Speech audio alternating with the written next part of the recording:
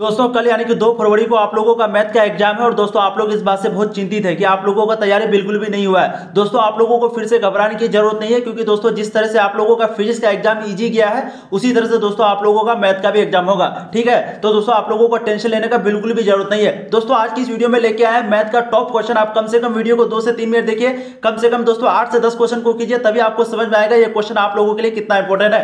दोस्तों जो क्वेश्चन आपको नहीं आता हो उसको नोट जरूर कर लीजिएगा या फिर स्क्रीनशॉट जरूर ले लीजिएगा। तो चलिए दोस्तों सबसे पहला क्वेश्चन देखते हैं। यदि किसी समुच्चय A में एक संबंध R इस प्रकार हो कि XY belongs to R, YZ belongs to R and XZ belongs to R, यानी कि यहाँ पर R आपका रियल नंबर है तो संबंध R कहलाता है। If R be a relation in any set A such that XY belongs to R, YZ belongs to R, XZ belongs to R, then the relation R is equal. तो दोस्तों यहाँ आपको कह रहा है कि XY बिलोंग्स टू R है यानी कि real number, YZ belongs to real number है और XZ belongs to real number है, तो एक संबंध है। तो दोस्तों ये संबंध जो R है यानी कि आपको डिनोट कर दिया कि ये संबंध R है, तो इस प्रकार है, तो इस R को क्या कहेंगे, यानी कि संबंध R को क्या कहेंगे। दोस्तों इसका राइट आंसर ऑप्शन है स्वतुल्य यानी कि रिफ्लेक्सिव। जब भी दोस्तों आपका XY, YZ और XZ बिलोंग्स टू R रहे, रियल नंबर रहे, एक ही R रहे, तो दोस्तों वहां पर आपका राइट आंसर होगा ए रिफ्लेक्सिव यानी कि स्वतुल्य। अब देखते हैं दोस्तों नेक्स्ट क्वेश्चन, क्वेश्चन नंबर 2। दोस्तों इनवर्स ट्रिगोनोमेट्रिक से जितने भी क्वेश्चन पूछे जाते हैं वो सिर्फ फॉर्मूला बेस पे होता है। जी हाँ दोस्तों, जो आपको फॉर्मूला जो आप जानते हैं बिल्कुल ही फॉर्मूला होता है, बिल्कुल भी आपको सॉल्यूशन करना नहीं पड़ेगा। जैसे कि आप यहाँ पर देखिए cos इनवर्स x, सिंपली दोस्तों आपको यहाँ पर cos इनवर्स x का फॉर्मूला पूछ रहा है। इस कंडीशन पे आपको बिल्कुल भी ध्यान नहीं देना, ये आप सिर्फ डराने के लिए होता है। ठीक है, तो cos इनवर्स x का क्या फॉर्मूला होता है दोस्तों, इसका right answer option D π/2 minus sin inverse x। तो cos इनवर्स x का फॉर्मूला होता है π/2 माइनस sin इनवर्स x। देखिए दोस्तों next question, question number 3, tan inverse x plus tan inverse y। फिर से आपको फॉर्मूला पूछा है कि tan inverse x plus tan inverse y बराबर क्या होता है। फिर से आपको कंडीशन दे दिया डराने के लिए, जो कि आपको बिल्कुल नहीं देखना है। दोस्तों थर्ड का right answer option B tan inverse x plus y upon 1 minus xy। Formula को आप ध्यान से देख लीजिए, हो सकता है दोस्तों ये क्वेश्चन आपको पूछ ही ले। यहाँ पर देखिए tan inverse x plus y upon 1 minus xy। अब देखिए दोस्तों नेक्स्ट क्वेश्चन, क्वेश्चन नंबर 4, जो कि दोस्तों आपको इस बार पूछेगा ही। ध्यान से देखिए दोस्तों, ये आपका क्या दिया हुआ डिटरमिनेंट। आपका अगर मैट्रिक्स होगा तो वो इस प्रकार होगा, ठीक है, ऐसे करके, लेकिन डिटरमिनेंट जो है बिल्कुल सीधा सीधा होता है। अब आपको यहाँ पर पूछ रहा है इसको सॉल्व करने के लिए, तो दोस्तों इसको हम लोग कैसे सॉल्व करते हैं, क्रॉस मल्टीप्लाई। यहाँ पर देखिए 8 × 3 9 × 2, तो 8 × 3 कितना हो गया 24 माइनस, यहाँ पर माइनस दोस्तों आपको बैठाना पड़ेगा, ये दोस्तों फॉर्मूला होता है। अब यहाँ पर देखिए 9 × 2 यानी कि 18। अब 24 में 18 माइनस हो जाएगा दोस्तों, कितना बचेगा, तो 4 का दोस्तों राइट आंसर हो जाएगा ऑप्शन सी यानी कि 6। इसी तरह से इसको सॉल्व करेंगे क्रॉस मल्टीप्लाई करके। ठीक है, सबसे पहले लेफ्ट वाला को पकड़ना है, ऊपर से लेफ्ट वाले को, उसके बाद दोस्तों राइट वाले को। जिसको जिसको नहीं आता है दोस्तों वो ध्यान से समझ लीजिए। अब देखिए नेक्स्ट क्वेश्चन, क्वेश्चन नंबर 5। फिर से दोस्तों आपको यहाँ पर डिटरमिनेंट पूछ रहा है। हमने अभी आपको फॉर्मूला बताया, p यहाँ पर हो जाएगा 5 यानी कि क्रॉस मल्टीप्लाई हो जाएगा दोस्तों, फिर माइनस, फिर Q4। ठीक है, और बराबर यहाँ पर 0 दिया हुआ है। जब दोस्तों आप इसको सॉल्व करेंगे तो 5 का आपको दोस्तों राइट आंसर निकलेगा option C p/4 minus Q/5 is equal to 0। ठीक है, तो इसी तरह से क्रॉस मल्टीप्लाई करके होता है। अब देखिए नेक्स्ट क्वेश्चन, क्वेश्चन नंबर 6। फिर से दोस्तों आपको डिटरमिनेंट दिया हुआ है। अब दोस्तों इसका फॉर्मूला बहुत बड़ा होता है, ठीक है, मगर यहाँ पर आपको बताऊंगा तो दोस्तों यहाँ पर वीडियो काफी लंबी बन जाएगी। सिंपली आपको दोस्तों फॉर्मूला को सॉल्व करना है और दोस्तों 6 का आपका राइट आंसर हो जाएगा 0।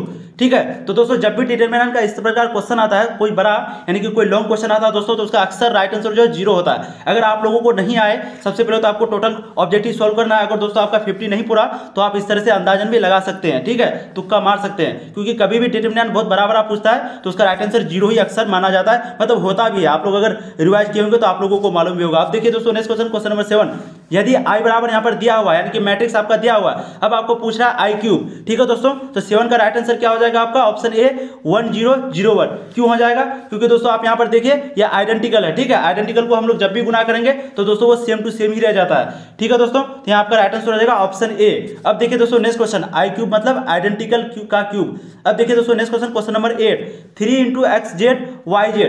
दोस्तों जब भी हम लोग मैट्रिक्स में गुना करेंगे, जैसे कि यहाँ पर देखिए ये हो गया आपका मैट्रिक्स और यहाँ पर दोस्तों 3 से गुना किए, तो जब भी दोस्तों हम लोग यहाँ पर मैट्रिक्स से मैट्रिक्स में कोई भी गुना करेंगे तो वो चारों एलिमेंट से गुना होगा। जैसे कि ये 3 जो है x से भी गुना होगा, 3y से भी गुना होगा, z से भी गुना होगा और w से भी गुना होगा। तो दोस्तों 8 का आपका राइट आंसर हो जाएगा option D 3x 3z 3y 3w। ठीक है, वहीं पे अगर डिटरमिनेंट होता है तो दोस्तों डिटरमिनेंट में वैसा नहीं होता। डिटरमिनेंट में क्या होता है, सिंपली दोस्तों देखिए ये डिटरमिनेंट है और यहाँ पर 3 से मल्टीप्लाई किए तो दोस्तों यहाँ पर सिर्फ 2 ही मल्टीप्लाई होता, या तो xy या फिर xz या फिर yz या फिर zw, तो मात्र 2 ही होता। लेकिन वहीं पे दोस्तों मैट्रिक में चारों से यानी कि जितना एलिमेंट दिया हुआ है अंदर में, इसको क्या कहते हैं अंदर में एलिमेंट, तो दोस्तों जितना एलिमेंट अंदर में दिया हुआ है मैट्रिक में सभी होता है, डिटरमिनेंट में मात्र 2। ठीक है, यानी कि 1 रो या फिर 1 कॉलम। अब देखते हैं दोस्तों next question, question number 9।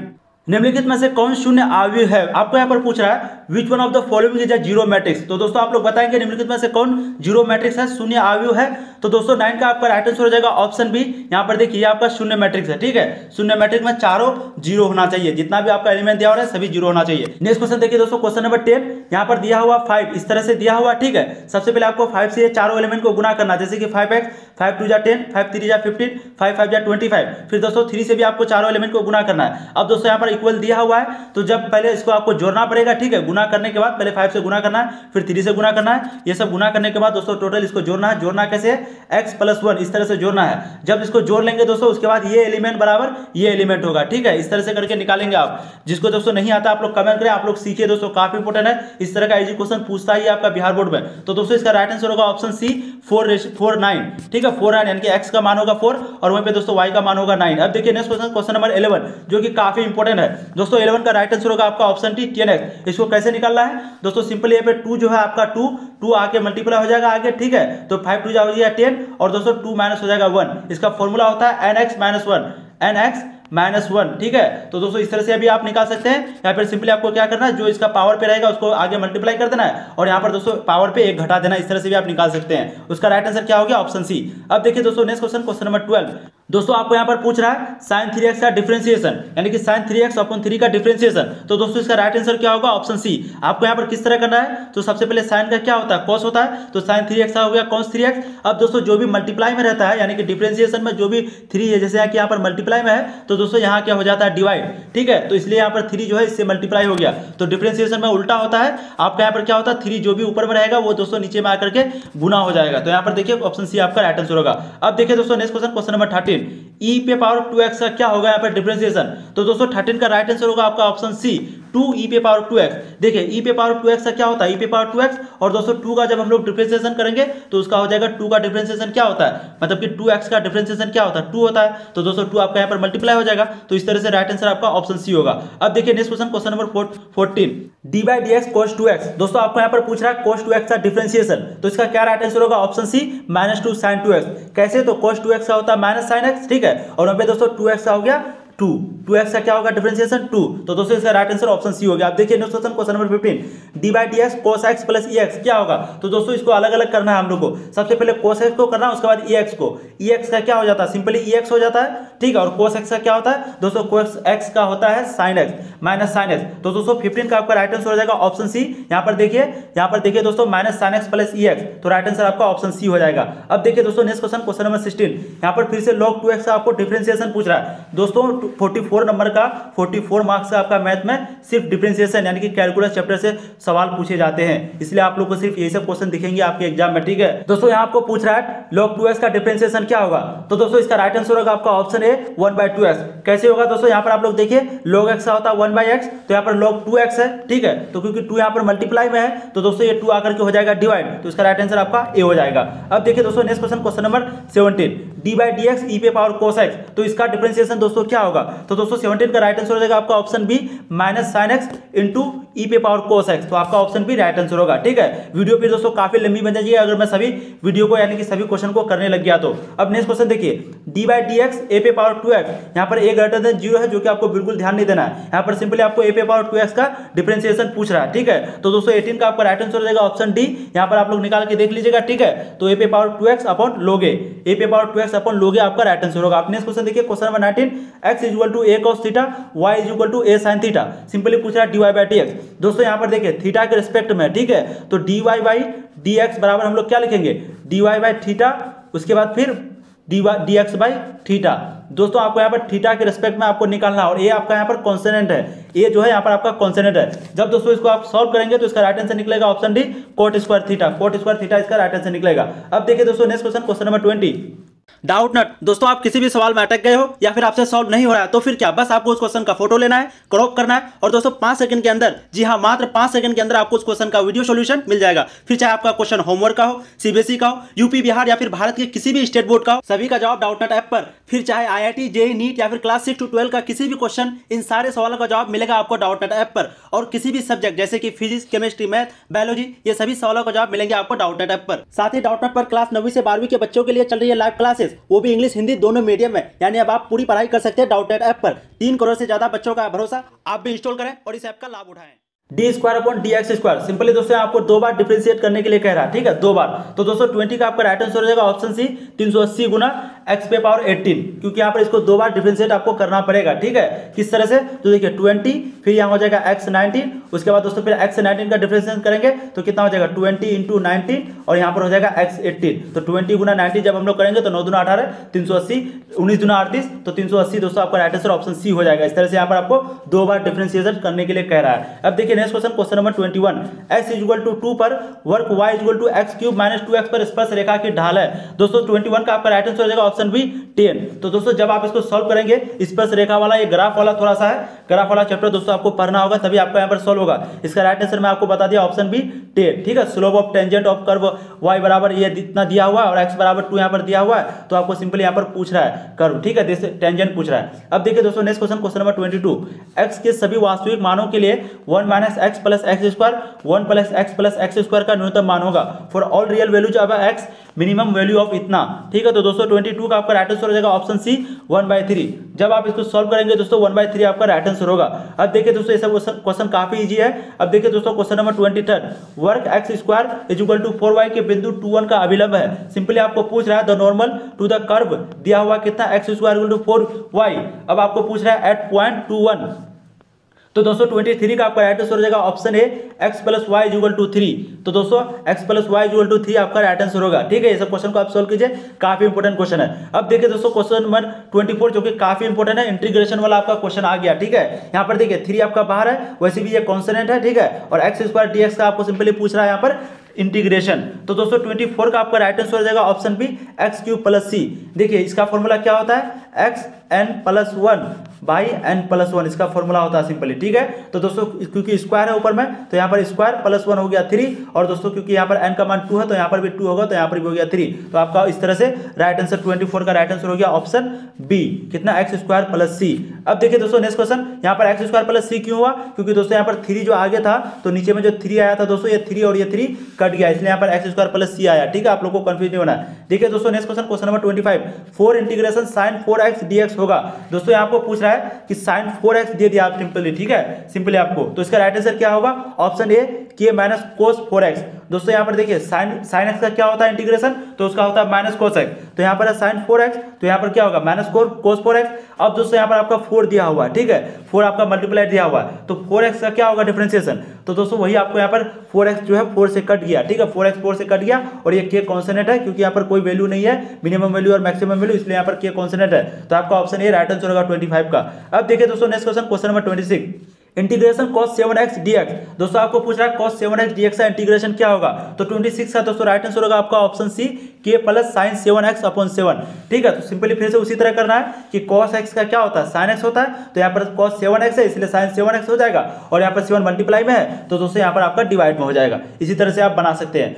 Next question देखिए दोस्तों, क्वेश्चन नंबर 27, यहाँ पर इंटीग्रेशन पूछ रहा है ex dx का, ठीक है, काफी इंपोर्टेंट क्वेश्चन है, ये सब क्वेश्चन आपको पूछता है। तो दोस्तों क्या होगा, ex का इंटीग्रेशन ex ही होता है लेकिन प्लस k लग जाता है, कभी कभी आपको कंफ्यूज करने के लिए सिर्फ ex दे देगा, लेकिन आप लोग को कंफ्यूज नहीं होना है, कॉन्सोनेंट आपको लगाना ही है, तो आपका ऑप्शन ए राइट आंसर होगा। अब देखिए दोस्तों नेक्स्ट क्वेश्चन, क्वेश्चन नंबर 28, दोस्तों काफी बड़ा क्वेश्चन है, ये सब क्वेश्चन को तो सिंपली आपको करना ही नहीं है क्योंकि ये सॉल्यूशन पर पूरा बेस्ड है, ठीक है। आपको यहाँ पर ये मानना पड़ेगा, फिर यहाँ पर दोस्तों इसको सॉल्व करना होगा। तो ये सब क्वेश्चन आपको पहले मैथ में नहीं सॉल्व करना है, पहले आपको सिंपली ये सब क्वेश्चन सॉल्व करना जितना कि मैंने आगे बताया। तो दोस्तों 28 का आपका राइट आंसर मैं आपको बता देता हूं, option B x square upon 2 minus 3x plus k इसका राइट आंसर होगा।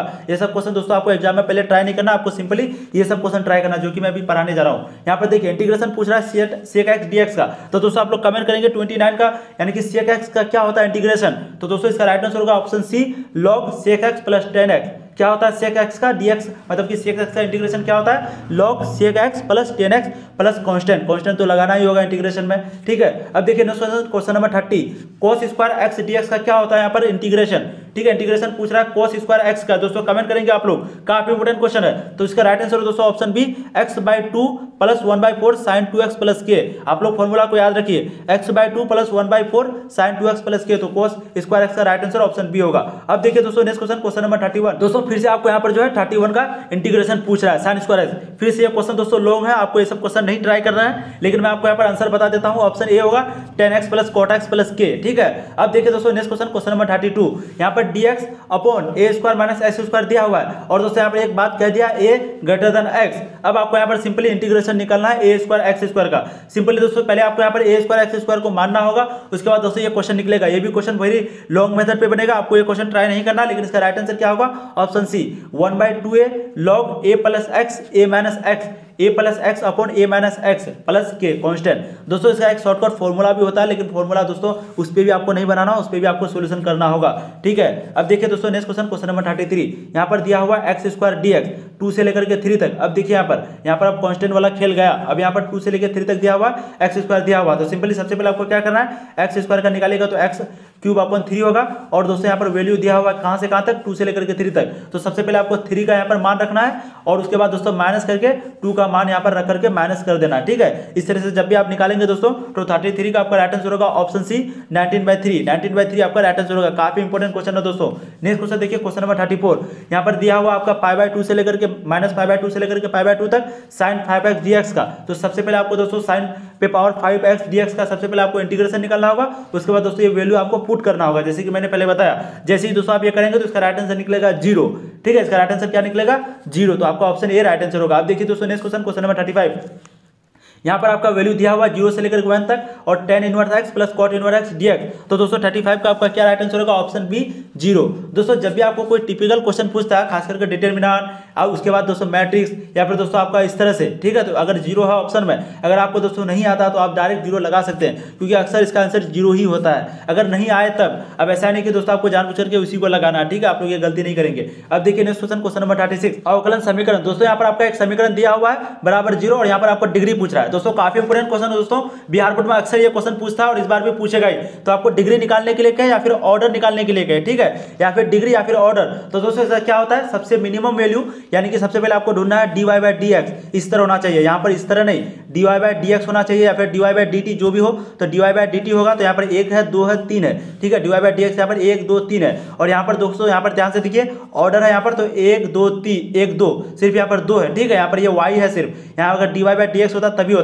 यहाँ पर आपको पूछ रहा है ऑर्डर, यहाँ पर पूछ रहा है डिग्री। तो दोस्तों डिग्री जो है सबसे मिनिमम वैल्यू है, तो यहाँ पर मिनिमम वैल्यू यहाँ पर कितना है, 3 है, यहाँ पर 2 है, और यहाँ पर 1 है, ठीक है। ये नहीं होगा, ये बिल्कुल भी नहीं होगा। तो दोस्तों यहाँ पर आप लोग ध्यान से देखिए, यहाँ पर कितना है, 1 है, तो डिग्री मिनिमम वैल्यू होता है, तो आपका राइट आंसर होगा ए। अब यहाँ पर दोस्तों ऑर्डर जो है वो मैक्सिमम वैल्यू होता है। ऑर्डर कितना होता है, मैक्सिमम वैल्यू। तो यहाँ पर देखिए, यहाँ पर dy/d1 1 होगा, और यहाँ पर दोस्तों 2 है, तो इसका मैक्सिमम वैल्यू यानी कि ऑप्शन बी राइट आंसर होगा। आप लोग को कंफ्यूज नहीं होना, ठीक है। अब देखिए दोस्तों नेक्स्ट क्वेश्चन, क्वेश्चन नंबर 38। अवकलन समीकरण dy/dx = 1 + y² 1 + x² का हल है। दोस्तों आपको सिंपली यहाँ पर ये इक्वेशन दिया हुआ समीकरण, अब आपको यहाँ पर दोस्तों पूछ रहा है इसका हल, तो इसका राइट आंसर होगा ऑप्शन सी, क्या है, tan inverse y = tan inverse x plus के, ठीक है। दोस्तों नेक्स्ट क्वेश्चन देखते हैं, क्वेश्चन नंबर 39। अवकलन समीकरण फिर से आपको यहाँ पर दिया हुआ है। अब दोस्तों यहाँ पर आपको पूछ रहा है समाकलन गुणक, यानी कि डिफरेंशियल इक्वेशन आपको सिंपली पूछ रहा है, integrating factor of differential equation आपको दोस्तों पूछ रहा है। तो दोस्तों 39 का आपका राइट आंसर हो जाएगा ऑप्शन सी e⁻⁻x। आप लोगों को कंफ्यूज नहीं होना है, e⁻⁻x दोस्तों। अब देखिए नेक्स्ट क्वेश्चन, क्वेश्चन नंबर 40। अवकलन समीकरण यहाँ पर आपका दिया हुआ है, ठीक है, x dy/dx - y = 2x³। यहाँ पर जहाँ पर दोस्तों x जो है 0 से बड़ा है, फिर से आपको कंडीशन पे ध्यान नहीं देना है। अब सिंपली दोस्तों आपको यहाँ पर अवकलन समीकरण यानी कि सॉल्यूशन ऑफ डिफरेंशियल इक्वेशन पूछ रहा है। तो दोस्तों 40 का राइट आंसर हो जाएगा ऑप्शन बी। ये सबको दोस्तों अगर सॉल्व करेंगे तो टाइम लगेगा, इसलिए आप लोग जल्द से जल्द बना लीजिए। दोस्तों अगर आप लोग कमेंट करेंगे कि अवकलन समीकरण कैसे बनाते हैं, तो मैं नेक्स्ट वीडियो में जो मैं मैथ का अपलोड करूंगा फिर से उसमें आपको बता दूंगा, ठीक है। दोस्तों अगर अभी तक आप लोगों ने चैनल को सब्सक्राइब नहीं किया तो चैनल को सब्सक्राइब कर दीजिए, क्योंकि आपका आंसर की इसी चैनल पर मिलेगा, वो भी बिल्कुल राइट आंसर के साथ। बहुत को क्या करता है, जब एग्जाम खत्म होता है उसी समय आपका आंसर की अपलोड कर देता है, लेकिन दोस्तों वो सही नहीं होता, क्योंकि इतना जल्दी कैसे बना सकता है, ठीक है। तो आपको आंसर की मिलेगा बिल्कुल सही सभी प्रश्नों के साथ। दोस्तों सिर्फ आपको चैनल को सब्सक्राइब कर लेना है, और जैसे ही आपका एग्जाम दोस्तों जितना भी सब्जेक्ट का एग्जाम होगा, सभी सब्जेक्ट का आपको यहाँ पर तैयारी कराई जाएगी, जैसे कि बायोलॉजी, केमिस्ट्री और इंग्लिश, ठीक है दोस्तों। आप देखिए नेक्स्ट क्वेश्चन, क्वेश्चन नंबर 41। दोस्तों यहाँ आपका दिया हुआ जे वेक्टर, जो कि काफी इंपॉर्टेंट क्वेश्चन है दोस्तों। इसी तरह का क्वेश्चन आपका बिहार बोर्ड में पूछता है। तो जे वेक्टर आपका दिया हुआ है, अब आपको सिंपली पूछा है इसका क्या मान होगा। तो दोस्तों इसका राइट आंसर होगा 1। कभी भी आपको आई कैप दे दे, या फिर जे कैप दे दे, या फिर के कैप दे दे, इसका राइट आंसर दोस्तों क्या होगा 1। अब देखिए यहाँ पर next question, question number number 42 आई कैप प्लस जे कैप प्लस के कैप। यहाँ पर दोस्तों कैप नहीं है, आई वेक्टर प्लस जे वेक्टर प्लस के वेक्टर है। सिंपली दोस्तों पूछ रहा है तो इसका राइट आंसर क्या होगा? तो दोस्तों इसका राइट आंसर होगा आपका ऑप्शन डी √3। कैसे? तो दोस्तों जैसे कि आई का मान होता है 1, जे का मान होता है 1, के का मान होता है 1, तो इसका फॉर्मूला होता है दोस्तों यहाँ पर आई का स्क्वायर प्लस जे का स्क्वायर प्लस के का स्क्वायर। ठीक है, अब 1 का स्क्वायर 1 होता है, प्लस यहाँ पर 1 होगा, प्लस 1 होगा, तो यहाँ पर हो गया 3 और यहाँ पर अंडर रूट में दिया हुआ, तो इसका राइट आंसर ऑप्शन 3 हो गया। अब यहाँ आप कहेंगे कि यहाँ 1 कैसे हुआ? तो दोस्तों अगर आप अंडर रूट 1 को अगर निकालेंगे तो यहाँ पर तो 1 ही निकलेगा ना। ठीक है, अब देखिए दोस्तों नेक्स्ट क्वेश्चन, क्वेश्चन नंबर 43, जो कि काफी इंपॉर्टेंट क्वेश्चन है, इस तरह का क्वेश्चन पूछता है। ठीक है, तो इसका राइट आंसर क्या होगा दोस्तों? 0, क्योंकि दोस्तों आई डॉट जे जैसे ही हम लोग इसको गुना करेंगे डॉट जे तो यहाँ पर 0 होगा। वहीं पे अगर यहाँ पर क्रॉस होता, ठीक है, आई क्रॉस जे होता, तो दोस्तों इसका राइट आंसर ऑप्शन बी होता 1। ठीक है, तो जब भी डॉट आ जाए तो वहां पर दोस्तों 0 होगा। वहीं पे दोस्तों अगर आई डॉट आई होता तो फिर इसका मान कितना होता? 1, लेकिन आई डॉट जे है तो दोस्तों इसका मान होगा 0, लेकिन वहीं पे आई क्रॉस जे होगा तो फिर इसका मान होगा 1, और दोस्तों आई क्रॉस आई होगा अगर तो फिर उसका मान से 0 हो जाएगा। ठीक है, आप लोग को कंफ्यूज नहीं होना है, बस आप लोग को ध्यान से समझना है। अब देखिए दोस्तों क्वेश्चन नंबर 44, निम्नलिखित में से कौन सत्य है? आपको पूछ रहा है which one of the following is true. तो दोस्तों कौन सा सत्य यहाँ पर है? जल्दी से जल्द आप लोग कमेंट करेंगे। तो 44 का दोस्तों राइट आंसर होगा option A cross a is equal to 0। ठीक है, तो राइट आंसर आपका ऑप्शन ए होगा। अब देखिए दोस्तों next question, question number 45, y अक्ष की दिक कोजिकाएं हैं। आपको पूछ रहा है the direction cosines of the y axis are. दोस्तों आप लोग कमेंट करेंगे, काफी इंपॉर्टेंट क्वेश्चन है दोस्तों, 2020 में क्वेश्चन पूछा भी था। 45 का दोस्तों राइट आंसर होगा आपका ऑप्शन सी। दोस्तों देखिए यहाँ पर अगर आपको पूछता एक्स अक्ष तो दोस्तों आपका क्या होगा? 1 0 0, वाई एक्स तो 0 1 0, जेड एक्स तो दोस्तों 0 0 1। तो आप लोग यहाँ पर ध्यान से देख लीजिए, डायरेक्शन कोसाइंस इसी तरह से निकालते हैं। ठीक है, इसी तरह से डायरेक्शन कोसाइंस यानी कि दिक कोजिकाएं निकालते हैं। अब देखिए दोस्तों नेक्स्ट क्वेश्चन, क्वेश्चन नंबर 46, यदि दो सरल रेखाओं की दिक कोजिकाएं दिया हुआ यहाँ पर L1 M1 N1 L2 M2 N2, ठीक है, और तथा वे परस्पर लंब होते हैं। If the direction cosines of two straight lines are L1 M1 N1 and L2 M2 N2 and the lines be mutually perpendicular then दोस्तों आपको यहाँ पर फॉर्मूला सिंपली फॉर्मूला होता है। तो 46 का दोस्तों राइट आंसर हो जाएगा आपका ऑप्शन सी। आप लोग याद रख सकते हैं L1 L2 plus M1 N2 plus N1 N2 is equal to 0। कभी भी इस तरह का क्वेश्चन आ जाए तो इसका आंसर क्या होगा? L1 L2 plus M1 N2 plus N1 N2। अब देखते हैं दोस्तों नेक्स्ट क्वेश्चन, क्वेश्चन नंबर 47, यदि एक रेखा के दिक अनुपात दिया हुआ -18 प्लस 12 -4 है तो इसकी दिक कोजिकाएं होगी। The direction ratio of straight line और यहाँ पर दिया हुआ -18 12 -4 इस direction will be, direction cosine will be. तो दोस्तों 47 का राइट आंसर हो जाएगा ऑप्शन ए -9/11 6/11 -2/11। तो राइट आंसर आपका क्या हो जाएगा? ऑप्शन ए। अब देखिए दोस्तों नेक्स्ट क्वेश्चन, क्वेश्चन नंबर 48, तलों में यहाँ पर दिया हुआ 2x - y + z + 8 is equal to 0 और एक दिया हुआ यहाँ पर x + y + 2z - 14 is equal to 0 के बीच का न्यूनतम कोण कितना होगा? यानी कि एक्यूट एंगल इन दोनों के बीच कितना होगा दोस्तों, ये आपको सिंपली पूछ रहा है। ठीक है, तो 48 का दोस्तों राइट आंसर होगा आपका ऑप्शन सी 60 डिग्री। ठीक है दोस्तों, ये सब क्वेश्चन आपको ट्राई नहीं करना है, ये सब न्यूमेरिकल क्वेश्चन है, जैसे कि न्यूमेरिकल फिजिक्स में होता है उसी तरह ये सब क्वेश्चन है। आपको सिंपली दोस्तों ऑप्शन दुगुना होगा, तो आप लोग को जो है जो थ्योरी वाला क्वेश्चन होगा, थ्योरी टाइप का क्वेश्चन उसी तरीके से करना है। जैसे कि यहाँ पर देखिए निम्नलिखित में कौन उद्देश्य फलन है? आपको यहाँ पर सिंपली पूछ रहा है which of the following is an objective function. तो दोस्तों उद्देश्य फलन निम्न में से कौन सा है? इसी तरह का क्वेश्चन आपको बनाना है। तो दोस्तों 49 का आपका राइट आंसर होगा option C z is equal to x + y। तो z is equal to x + y जो है वो है उद्देश्य फलन। नेक्स्ट क्वेश्चन देखिए, क्वेश्चन नंबर 50, निम्नलिखित में से कौन विरोध नहीं है? दोस्तों आपको पूछ रहा है निम्नलिखित में से कौन विरोध नहीं है। आप लोग कमेंट करेंगे which of the following is not constraint. तो दोस्तों 50 का राइट आंसर होगा ऑप्शन बी 2x + 3y <= 5। तो आपका ऑप्शन बी राइट आंसर होगा, ये विरोध नहीं है। दोस्तों जो क्वेश्चन आपको बिल्कुल भी समझ में नहीं आया आप लोग कमेंट कीजिए, मैं नेक्स्ट वीडियो में सभी क्वेश्चन का आपको सोल्यूशन बताऊंगा। ठीक है, जो भी क्वेश्चन आपको समझ में नहीं आया सिंपली आप कमेंट कीजिए कि सर ये इतना नंबर क्वेश्चन आपको समझ में नहीं आया, इतना नंबर नहीं आया, मैं आपको नेक्स्ट वीडियो में सोल्यूशन के साथ बताऊंगा। यही सब क्वेश्चन दोस्तों आपको पूछता है और उम्मीद है इससे भी आपको पूछेगा। और दोस्तों चैनल को सब्सक्राइब कर दीजिए, क्योंकि आपका जैसे ही आप एग्जाम देके आएंगे तो सबसे पहले आपको आंसर की भी यहीं पे मिलेगा, बिल्कुल सही आंसर के साथ। और दोस्तों जब तक आपका एग्जाम खत्म नहीं हो जाता तब तक आपको यहीं पे तैयारी कराई जाएगी। और दोस्तों फिर से मिलते हैं नए वीडियो में, तब तक के लिए जय हिंद। और आप लोग पढ़ाई करते रहिए और फोड़ते रहिए।